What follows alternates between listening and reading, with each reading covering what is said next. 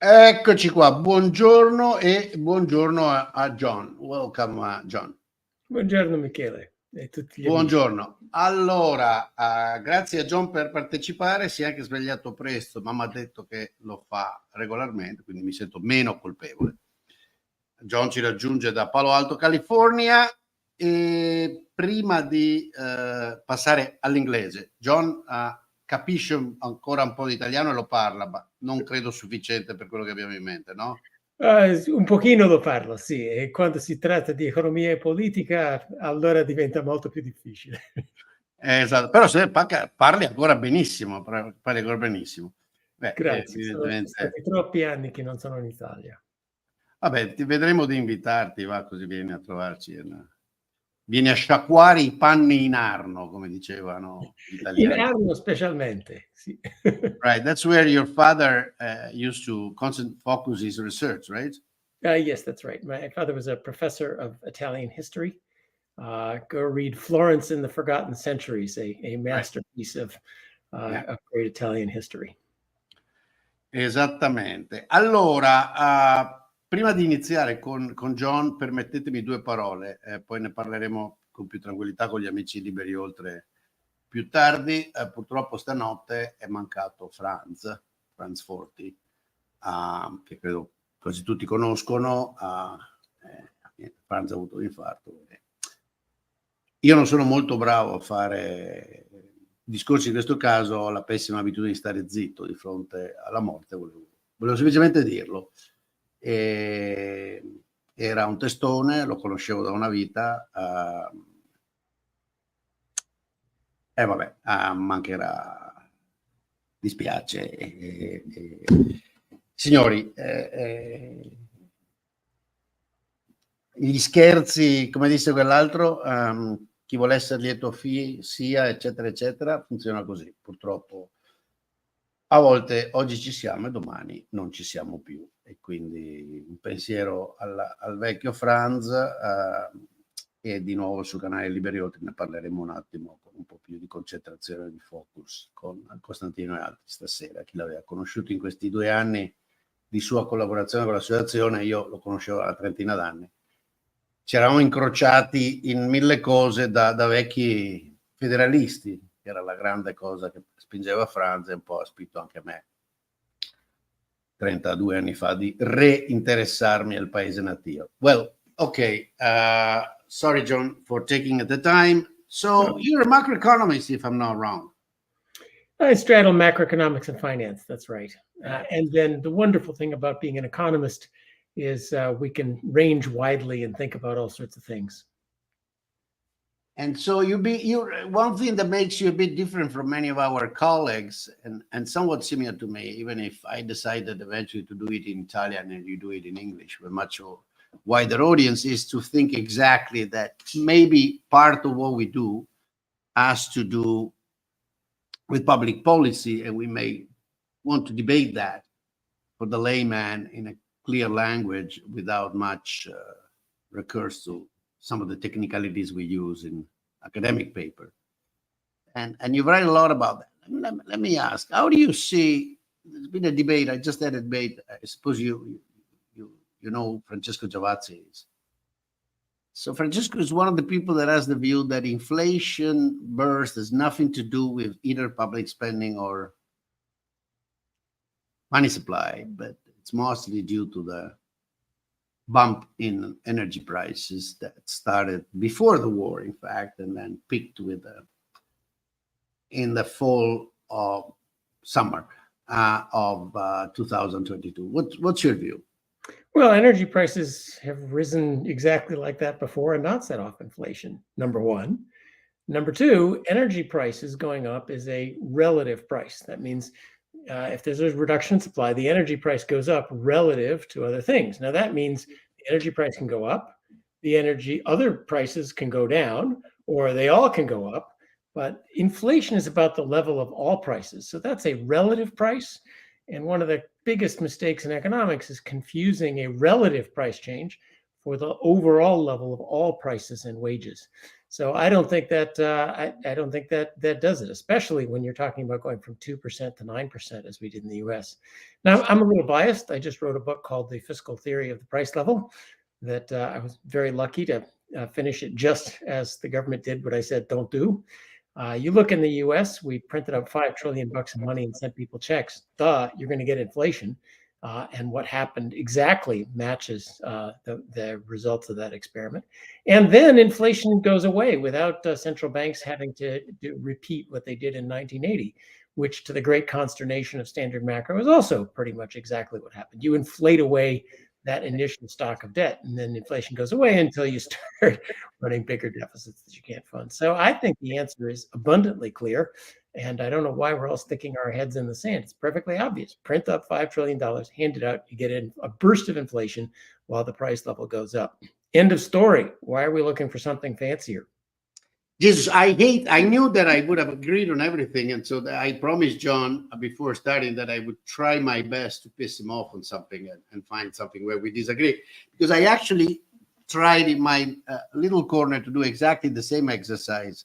Last time I did was in Mexico at the conference of Latin American central bankers, showing how exactly the distance between disposable income and GDP in the United States and the supply of money in M1 matched perfectly the movement of inflation by pushing it up, and then as the real value went down, kind of dying. But don't you think that also the active reduction, not a lot, but the active reduction in reserves played a role? That is, at the end, there is also that side. The monetary policy does matter. No, I'm fairly convinced that's not true. You referred to M1 as money supply, and I think of it as the money demand. Our old, MVUI. What's available? Well, correct, but it's what's available as purchasing power. I actually prefer the notion of purchasing power, something that you can use to buy right away the stuff that goes around. Yeah, but government bonds are purchasing power now too. I mean, people hold you hold a money market mutual fund that's backed by government bonds, or you hold a bond fund, that's purchasing power. So that's the deep difference between monetarism and fiscal theory. Is does inflation come from overall purchasing power, overall government debt relative to what governments can and will eventually pay back? Or is it about the composition? So if I give you $5 trillion, you're going to spend it, you're going to get inflation. I'll agree. But if I give you $5 trillion and take back 5 trillion treasury bills, does that make you go out and spend? And obvious, the intuition is clear, why not? And we tried the experiment. In the QE, we did exactly the same thing. $5 trillion you get, we take back 5 trillion. Okay, no. Wait. That I agree up to a point. So what's the difference between the monetary expansion, the debit expansion, COVID, both in US and Europe, and the QE? Deficits. QE was I give you $5 trillion, I take 5 trillion treasuries. What happened in the COVID expansion, Europe and the US, is simply I give you $5 trillion. That caused inflation. QE didn't do anything. QE just left inflation bumbling along at about 2%. I agree up to a point. So it's not true that there was no deficit during QE. In particular, not true that there was no deficit in Europe. There was here less substantial than the gigantic deficit of 2020 and 21. And well, in 22 and 23, and it looks like also 24. But the difference, in my view, is the following. Yes, in QE, you essentially changed the portfolio composition of banks and just said, here, hold reserves and give me the treasury. And they said, fine, thanks for the reserve, but I have nowhere to put them, so I will not put them in the pocket of people that can spend them. I totally agree. Inflation just did nothing. The thing that happened with the let's call it the COVID fiscal and monetary policy was the government decided to use the new debt that it issued to transfer purchasing power to people. And the central bank did the revolving door. They went over to the bank that had bought the treasury and given the cash to the government and said, oh, you guys are down on reserves and high on bonds. Let me get the bonds and you take the reserves. So the bank balance sheet didn't really change. But the reason why it did not change was because the cash that they transferred this time, instead of keeping the reserve, they did transfer the reserves to the public via the government. I agree, but I'm not disagreeing with the role of fiscal policy. But the basic thing is that the government put cash and not bonds in the pocket of people, right? Yeah, I think the government put a lot of bonds in the pocket of people also back in 2008, 2009. Yeah, no. So the first point I think is the point of big agreement, that it was a joint monetary and fiscal expansion. A helicopter drop is not just monetary policy. A helicopter drop is a fiscal transfer, and joint monetary. Yes, no, this I agree completely. To make inflation going, and then but it is a matter of the kind of public spending you decide to do. Yeah. Now the question is, why did people, however, take this new money? There's all this claim, oh, we need to build intergenerational wealth. Americans are too in debt. Europeans, why did they not save the money? Why did they choose to spend it? And that's that. And why is that different from 2008 when they took the treasury bonds and saved them? So I think you're right. Some of it is coming in the form of money as opposed to coming in the form of treasuries. But if the government had sent everybody a claim to a money market fund backed by treasuries rather than a bank account, I'm not sure it would have made that much difference. And that would be an interesting experiment. Yes, maybe I'm putting more behavioralism, as they sadly called it, in the head of our household. It seems to me that once they see their checking account swelling above what they expect it to be, above their rule of thumb, they say, well, maybe I'll buy a new dishwasher. Maybe. But I want to bring you back to your Minnesota, Chicago roots, and let's first think about supply and demand and go to behaviorism only when we have to. Kicking and screaming along the way. Wait. Let me go back to my Chicago Northwestern years when me and Charlie used to say, what the hell is this story of behavioral economics? Don't we do behavioral economics from the start? It's all about behavior, isn't it?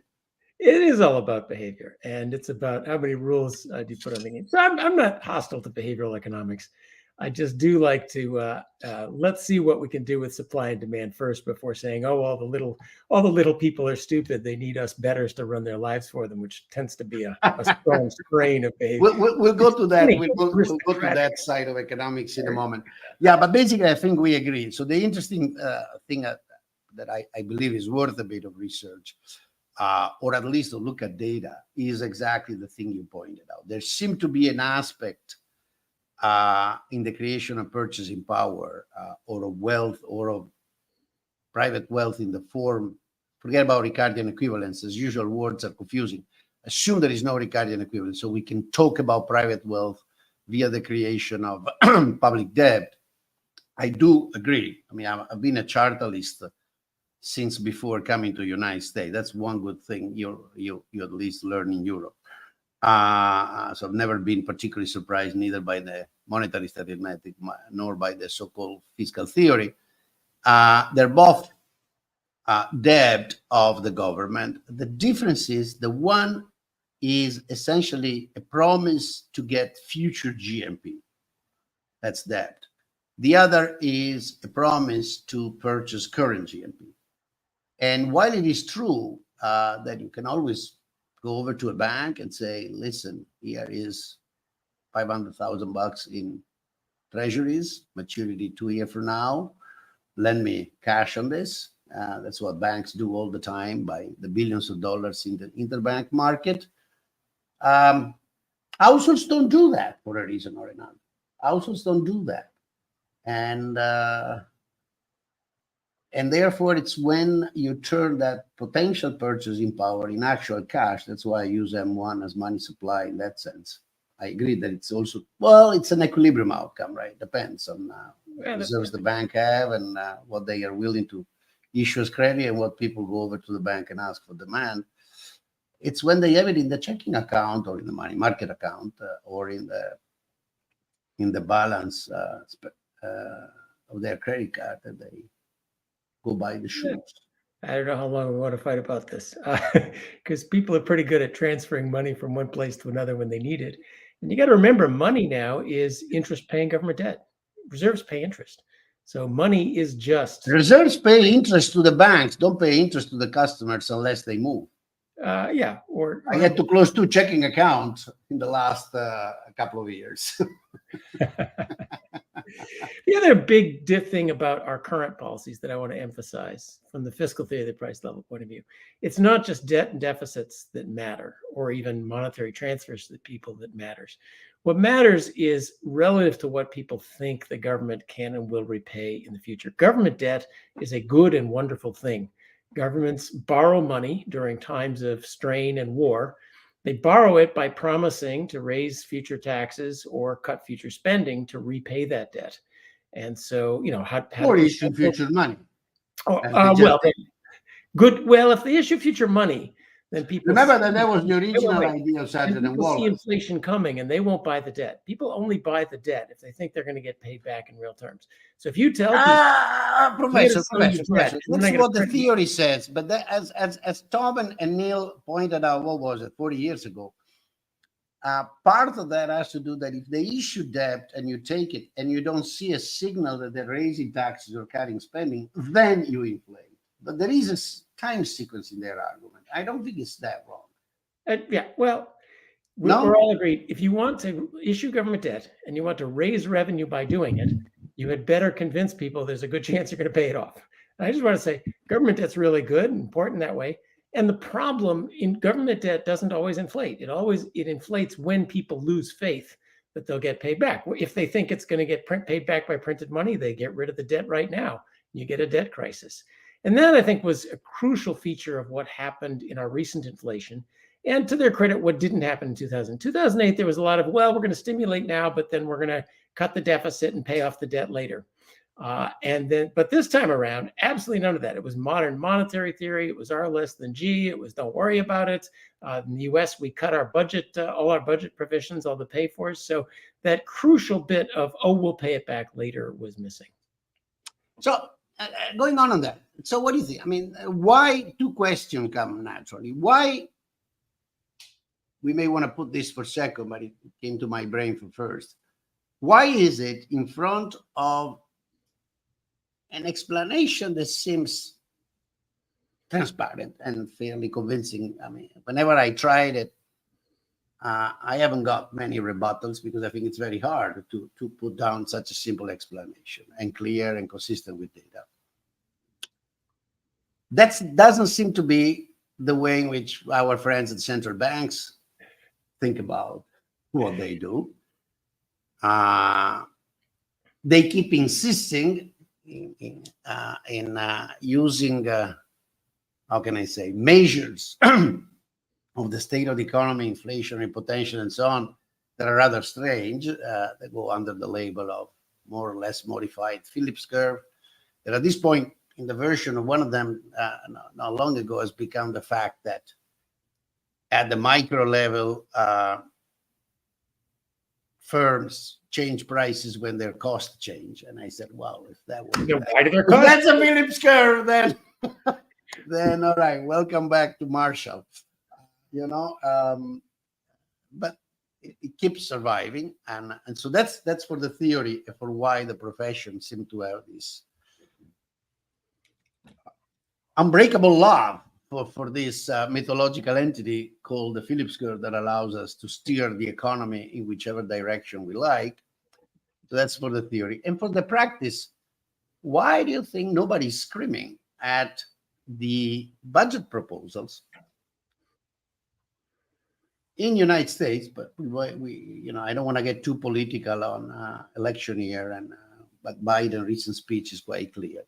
But also Europe. I mean, I'm looking at, say, the country I come from, and well, that is Italy, where they're happily running a 7.3% of GDP deficit, 3 points above or below where the expectation what had been planned. They said, oops, sorry, we just screwed up. We had a arithmetic mistake. We lost 60 billion euros.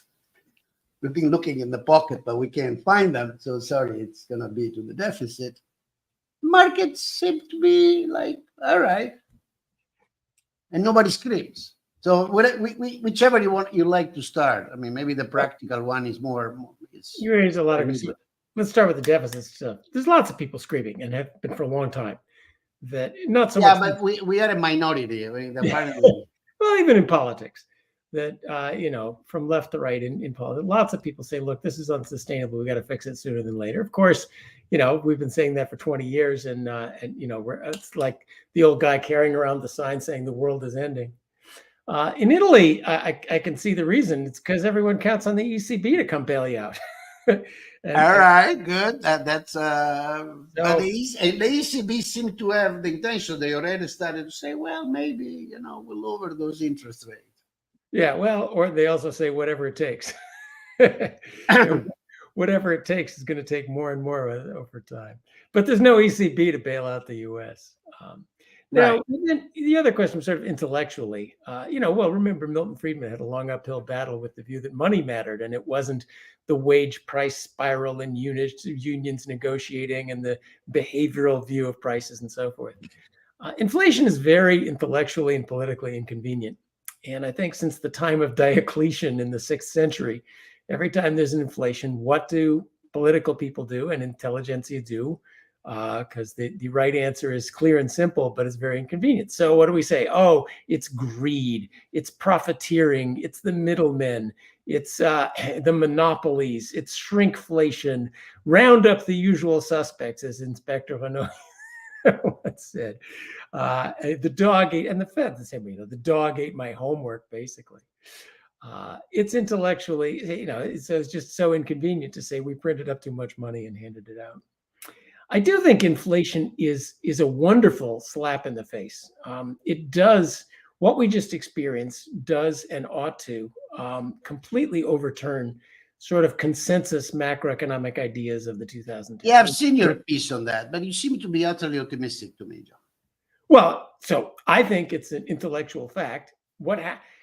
In a decade, they told us secular stagnation. All you have to do is borrow or print a ton of money, hand it out, and the streets will be paved with gold. To those that listen to me regularly, haven't I been preaching this crap for the last 10 years, including secular stagnation, one of the most laughable ideas? So we did what you said, guys. And what happened? We got inflation, beer. So that's one. It tells you, here's supply. Here's the productive capacity of the economy. You just ran right up against it. So this whole business is out. And if you want to grow the economy, you got to improve productive efficiency. You can't, there's no magic anymore. Throwing money on it doesn't do any good. So it's a wonderful intellectually. But Dr. Biden has been proposing that we do more of the same. And I haven't heard our beloved colleague screaming. And Dr. Trump he's no. Yeah, I don't read Dr. Krugman anymore. He just got beyond me. Sorry. I'm less patient than you. Dr. Trump. Trump is not a deficit. Oh, Trump. No. But he wants to borrow and spend money just like Biden does on different things. Biden wants to throw it down a rat hole of electric cars. Trump wants to throw it down other different rat holes. But it's very inconvenient to say we have to start paying our bills.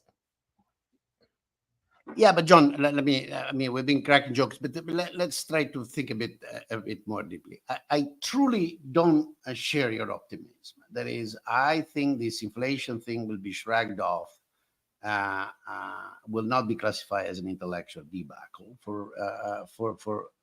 or debacle, to be more French. Contrary to the brief moment in the late 70s and early 80s in which there was an explicit intellectual battle carried out, and it was an intellectual battle. It was about modeling and theories and how to capture data and how to use certain instruments.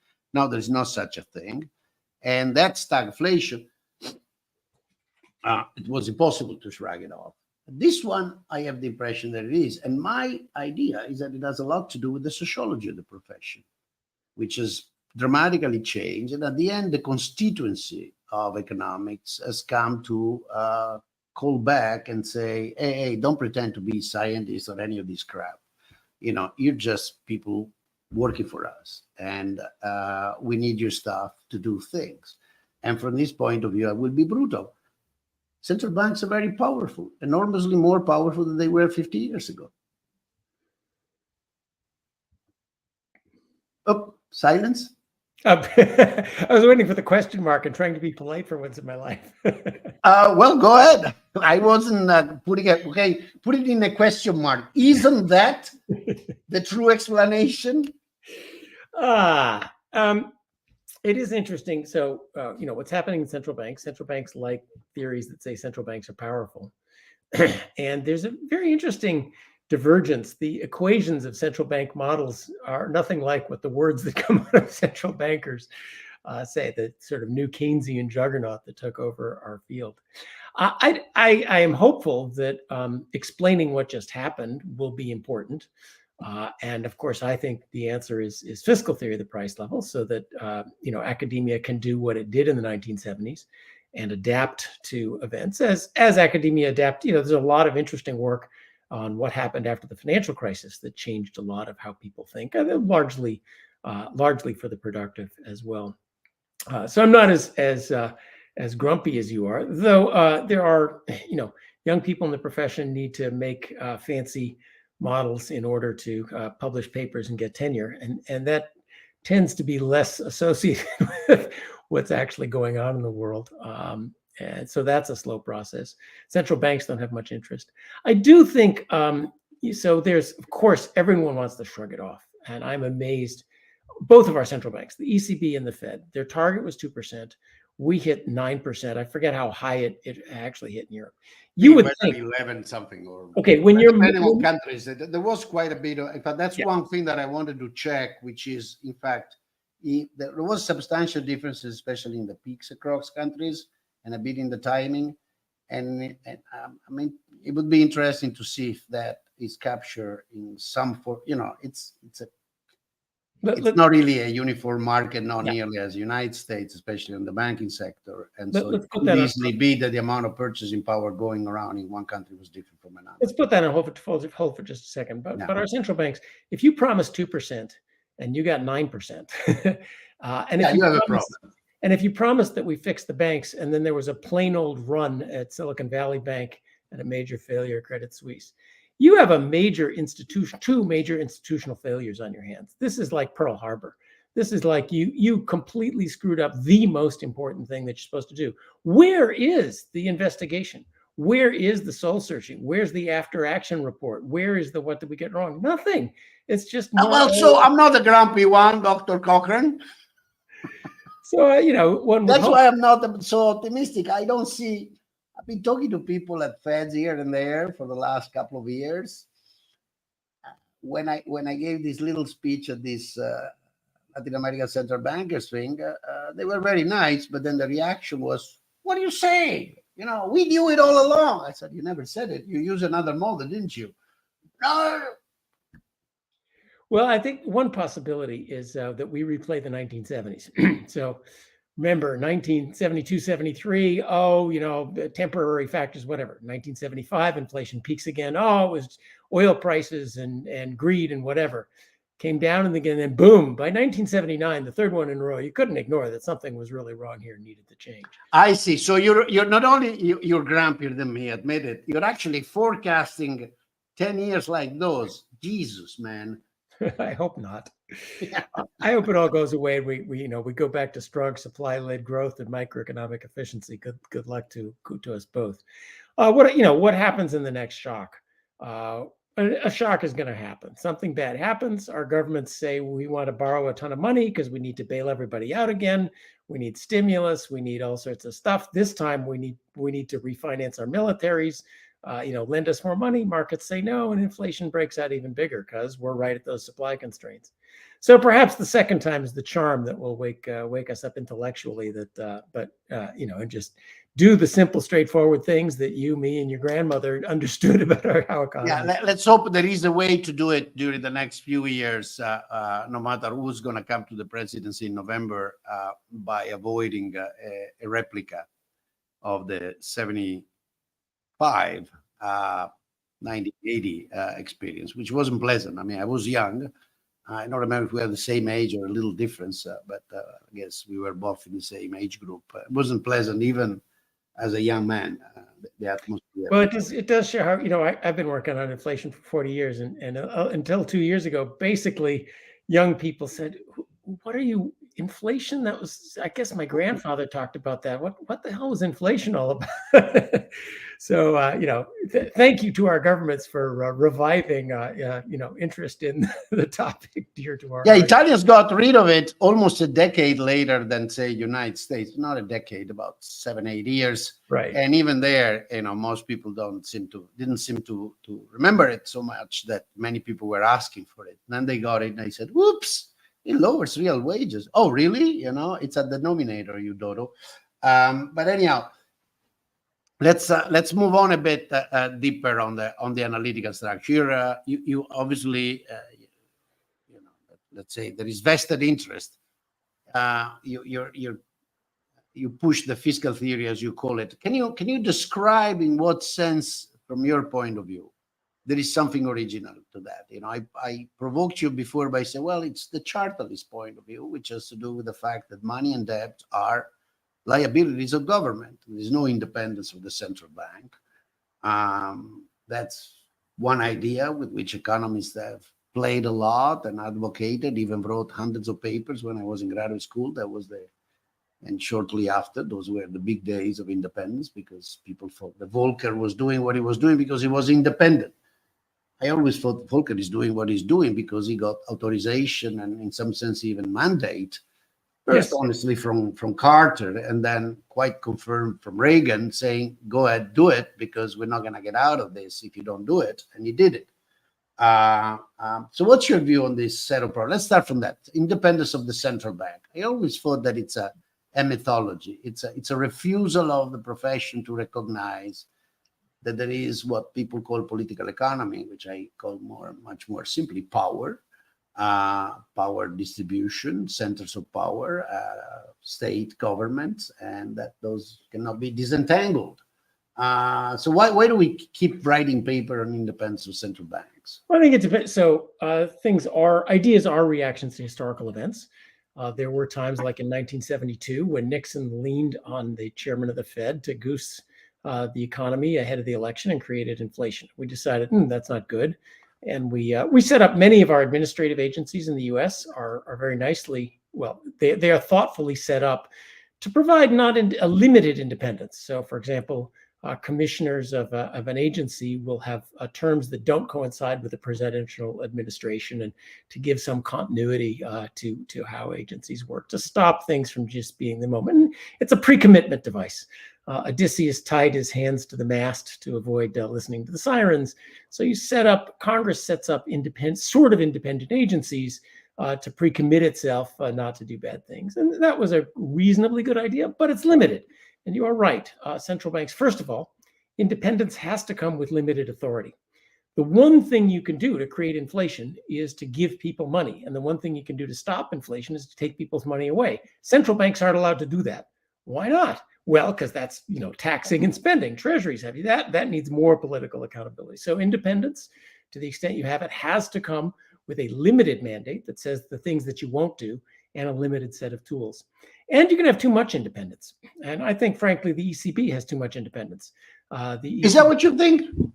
Well, because the ECB chair has decided that in the wake of massive inflation, the right role for the central bank is to go attack climate change. Now, we can discuss climate change some other day. John, let me stop you there. Do you really think that's Madame Lagarde's idea, or don't you think that that's actually something that Madame Lagarde, a politician of very long and tested experience, has got on the phone or some dinner party or some after-dinner cocktail with some politician that said, that's actually what matters, what we're pushing around. EU, the Commission, and the political power in EU have been pushing the climate change suicide. We've just been trying to destroy our car industry. They have been trying to destroy their car industry. Look at the Germans in name of that. They open up coal plants because they don't want to open up nuclear plants. Let me try to disagree. I don't think that the ECB has got into the climate change bonds because of independence, but as a proof that, in fact, they get phone calls. That's an interesting question. The Bank of England is also after climate change. I think the concept of a central bank that is insulated from political pressure, so it will do the narrow thing of its mandate, which was price stability in the European Union, price stability, maximum employment in the US. That central bank, one way or another, is going off into other areas, such as subsidizing certain kinds of climate change policy and not others. They subsidize windmills and electric cars. They don't subsidize geoengineering or nuclear power, which are also climate change things. So something went drastically wrong in this concept of limited authority and independence. Maybe it's too much independence. Maybe it's not enough independence. Certainly, yes, our central bank directors listen to politicians and would like to be important after the central bank directors, but they don't listen to politicians en masse. There's no vote. There's no reapproval. So the U.S. Fed chair has to get reappointed every 4 years. So he's not completely independent. And that reappointment is by vote of everybody, not by who's calling and yelling about things. Anyway, so an interesting thing that's happened to central banks is that they started independent with a narrow mandate, and they're now cruising to be larger and larger dirigistes of the financial and economic system, to the point of telling banks who to lend to. Don't lend to dirty things, and telling banks to disclose Scope 3 emissions. And in the regulatory activities and in the ECB, they are directly subsidizing certain kinds of green energy. That's an interesting evolution of the role and scope of central banks. Well, they're subsidized. They've been, but ECB has been temporarily violating its so-called capital keys that says that their portfolio should be roughly have a composition that in percentage resemble that of their capital keys, and they have not done so for years now, with respect to Italy and Spain in particular, and other countries. So it seems to me that the political dependence is just gigantic. I mean, the way I've been following a bit, the struggling for getting position on the board, for being nominated, also here in the States. I mean, the people at the board are in the Senate, are in the House, day in, day out. It's a classical situation. It seems to me the emperor is naked. And well, the evolution of the ECB is very interesting, because the Maastricht Treaty was very clear: thou shalt not buy sovereign debt. And bit by bit, we're in a very different situation right now. Again, what's your thought about that, right? One of the tenets of economic theory is that we write mechanisms, we write rules, and then we comply with them. And by writing down these rules, we set the rule of the game that provides incentives. People stick to the rules of the game, that builds up credibility, blah, blah, blah, repeated game, all the stories. I won't make it too long. De facto, something very different happens. Well, except we don't write full sets of complete rules, because nobody can imagine what would happen. Nobody can do that. Maastricht was actually very beautifully thought out given the intellectual circumstance of the time. The amount of fiscal theory of the price level, the amount of monetary fiscal coordination written into Maastricht was really far-sighted. But you can't write every possible contingency in. And they didn't imagine the financial crisis would happen, the sovereign debt crisis would happen, and those things would happen. So they left a little wiggle room.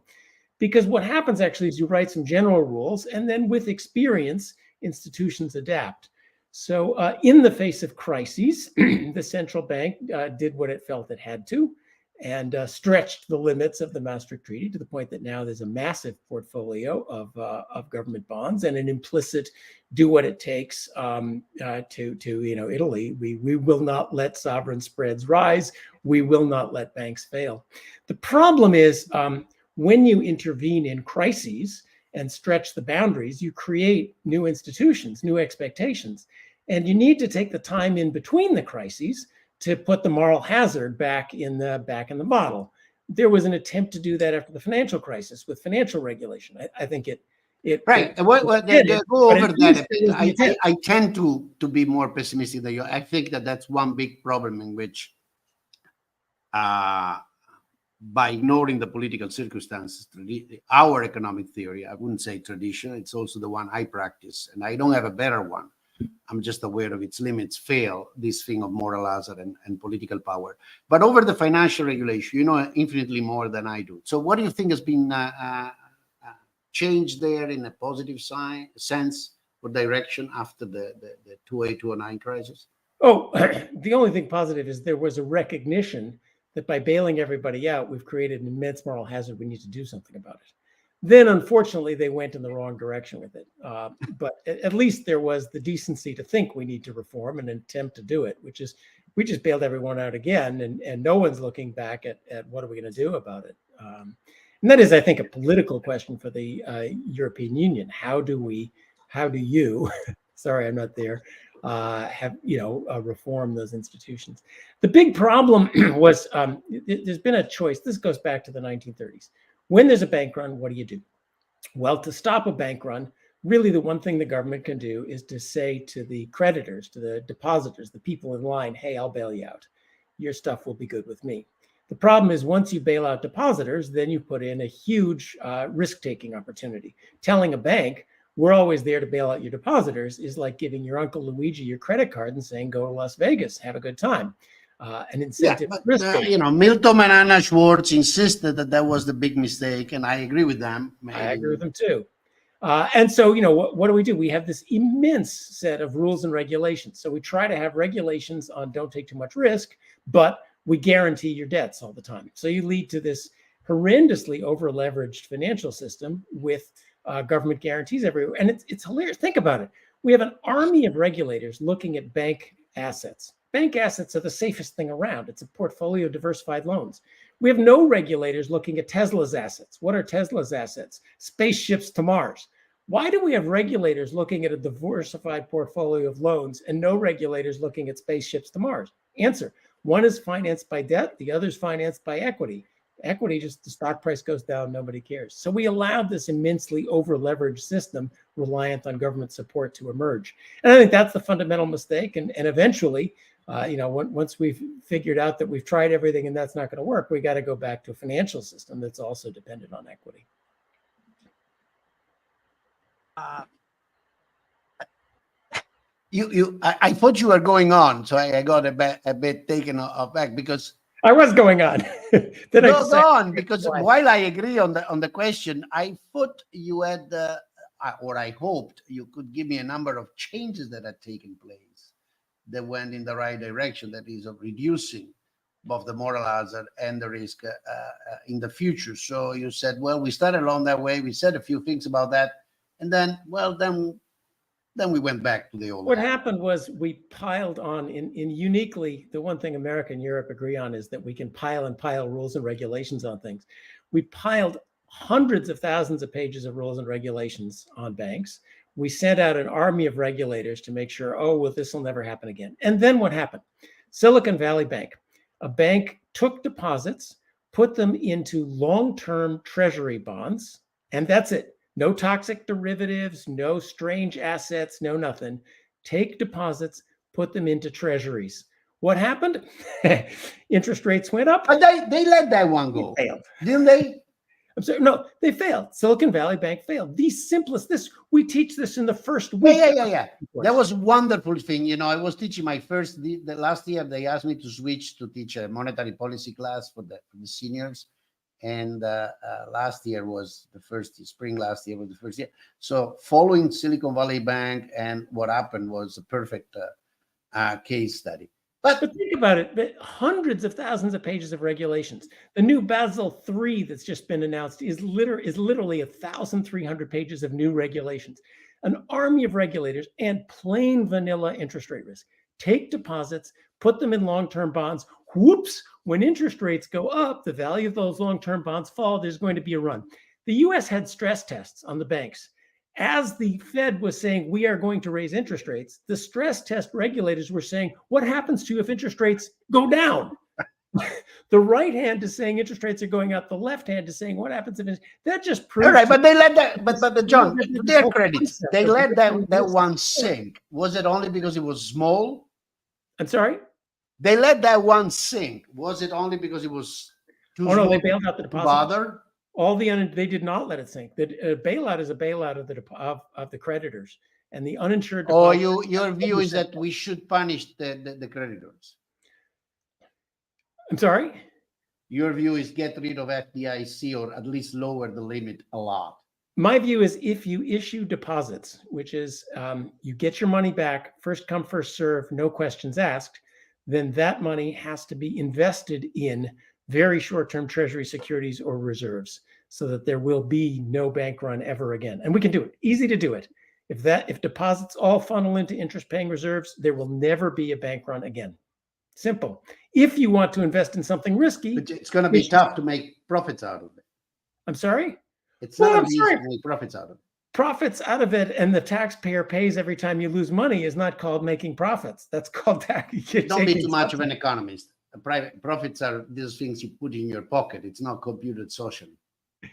No, I'm saying more seriously. Yes, you can certainly bypass the bank as a maturity mismatch operator and say, no, you got to match maturities or duration, whatever, if you want to be fancy. So you just a payment system. I put the cash in that because I need to use it, but it's short term. I can use it anytime. So you got to be in stuff that is super liquid and doesn't really react too much to market condition. Agreed. Exactly. But what is the margin? I'm sorry? Where is the margin for this kind of business? Our job is not to provide fat profits for monopolists. Our job is to provide good products and services. Honey, our job is also to provide schemas or proposals that are incentive compatible. Come on. No, you charge a fee. So providing transaction services for a fee is a wonderful business, and our banks do it right now. So you would go. The way you're thinking is that in the fees there is enough, and people will have to realize that having the payment system that works and is stable is worth the monthly fee. You pay the marginal cost for the services you get. So in other words, you're saying that the two banks I closed the checking account were doing it right because they were paying me 0.something% on my cash, and I said, "Screw you! I got better things to do with that." Well, no, and you're showing the wonders of competition. So banks are very no, that I understand.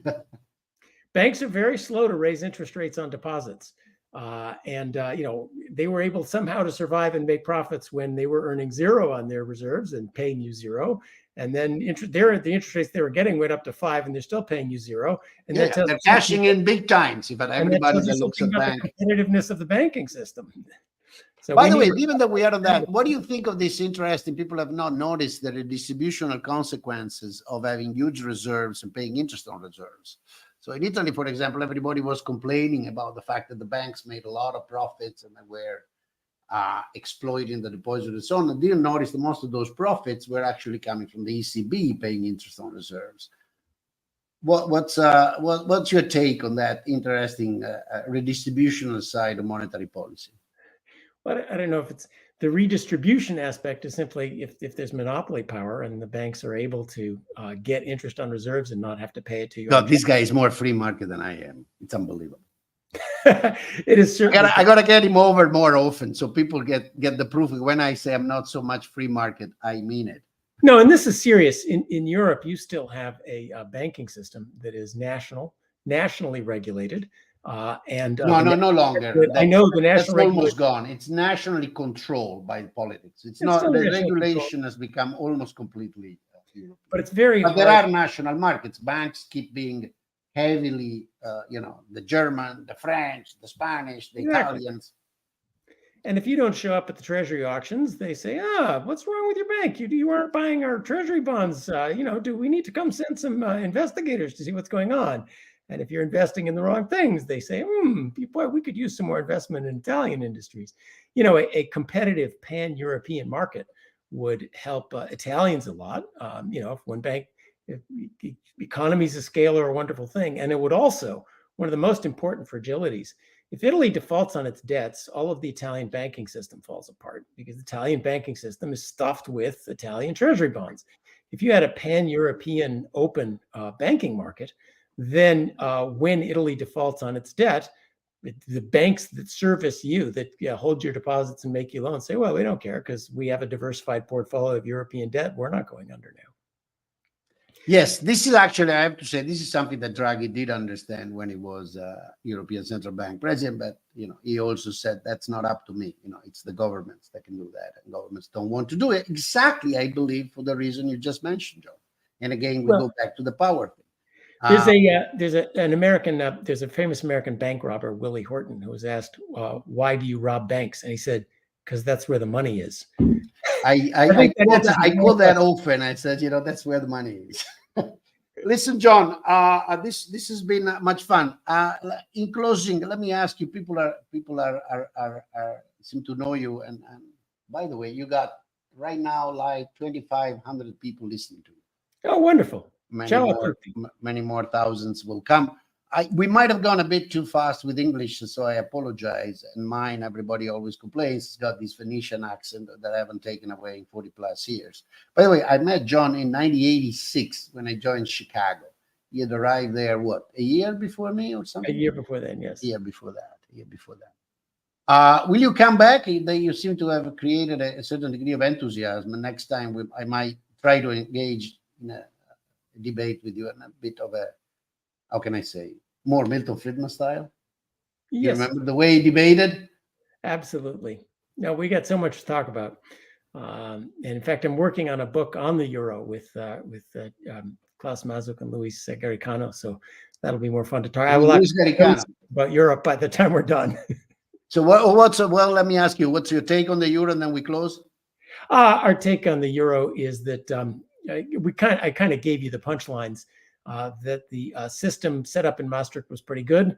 It has evolved through crises to be sovereign debt too wide of a thing, and needs to be reformed and get rid of this problem that the ECB is guaranteeing Italian sovereign debts, which means. But they cannot. No, John, don't write that book.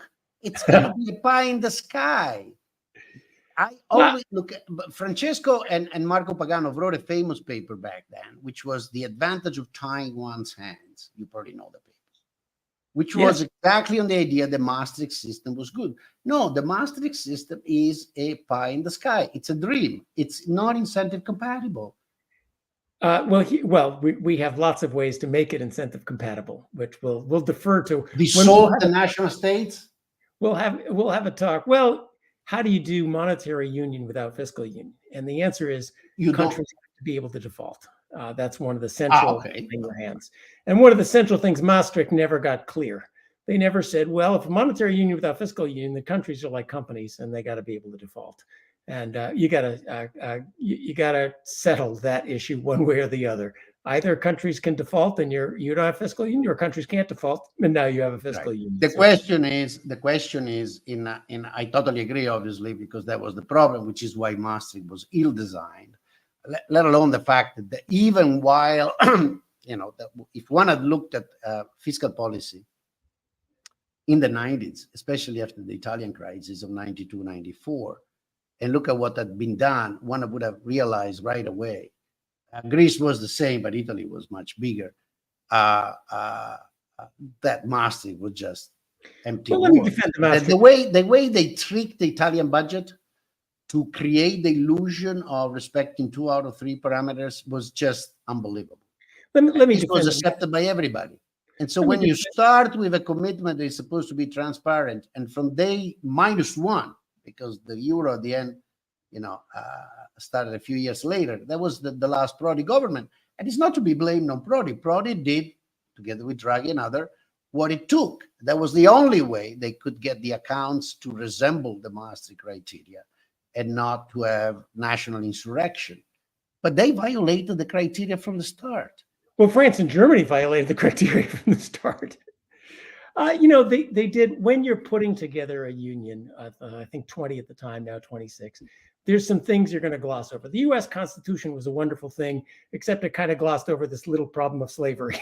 Maastricht did a lot better, but there's things they couldn't tell themselves. Well, you had a civil war and fixed it. I'm sorry. Yeah, we fixed it with that, little technical thing. 600,000 people had to die to fix that one. So hopefully Maastricht will get fixed without some. But that's what happens when there's things you gloss over and you say, look, we'll work this out later. I think they understood the issues. Let me just defend pie in the sky and sort of closing.